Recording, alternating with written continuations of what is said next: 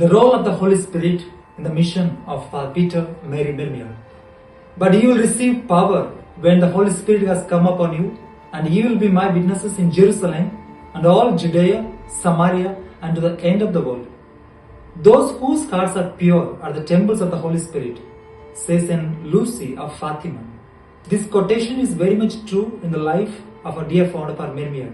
Classic spirituality would teach us that the founder of any religious congregation is a person who reads the signs of the times and acts according to the inspiration of the Holy Spirit. Every founder is inspired by the context of the time in which he or she lived. Father Mermier, realizing the thirst for God and the love for fellow brothers and sisters, decided to discover within himself the movement of the Holy Spirit. The Holy Spirit was guiding the early Christians through the persecutions and preparing their way to reach till the end of the world. Holy Spirit was guiding Father Mermier in his undertakings, preparing him for the greater missions. Gifts of the Holy Spirit were very explicit in his mission. Fervor and kindness marked his apostolate among the people. Besides, he spent some time daily for theological studies. He was attracted to the foreign missions. He had also an attraction for the religious life and thought of joining the Society of Jesus, Jesuits. In fact, it was the God Spirit that was inspiring him. In 1819, Father Mermier was appointed parish priest of Les Châtelet in Bagus, a de-Christianized countryside parish, and worked with love and zeal, but the people remained indifferent and unmoved. Some new initiative was necessary to touch their hearts. So Father Mermier decided to preach parish missions and invited Father Joseph Maria Favre to help him. They began the mission on November 1821.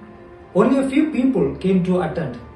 Disappointed, both preachers stopped their missions, went to La Grande Châtelouse, a famous Carthusian monastery, to pray and do penance. Holy Spirit strengthens us in our difficulties when we entrust ourselves to Him through prayer. It was proven once again in his mission. People came to know about it. When they returned, the parishioners came in great numbers. The mission turned out to be a great success. In 1825, Father Mermier was given permission to be a full-time preacher.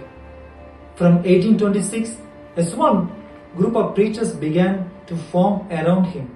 Holy Spirit gathers the collaborators together when we dedicated completely to the mission of Christ.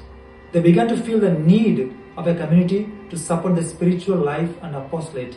The mission team became a closely built community living a simple, humble, joyful, common life under the leadership of Father Mermier. The newly founded congregation did immense services to the Diocese of Savoy and particularly to that of Annecy.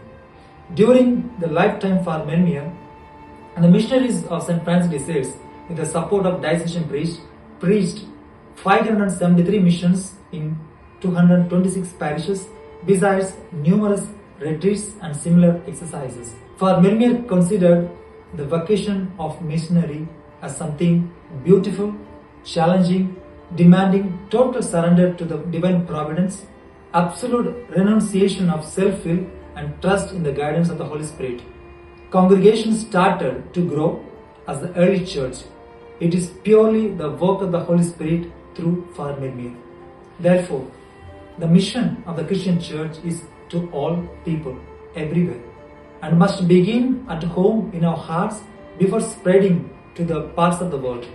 Our dear founder, Father Mermier, who realized this cry for the Church, the need of making Christ known all over, as the followers of Christ and the members of the Franciscan family, let's not lag behind because of our lack of interest, perseverance, and faith.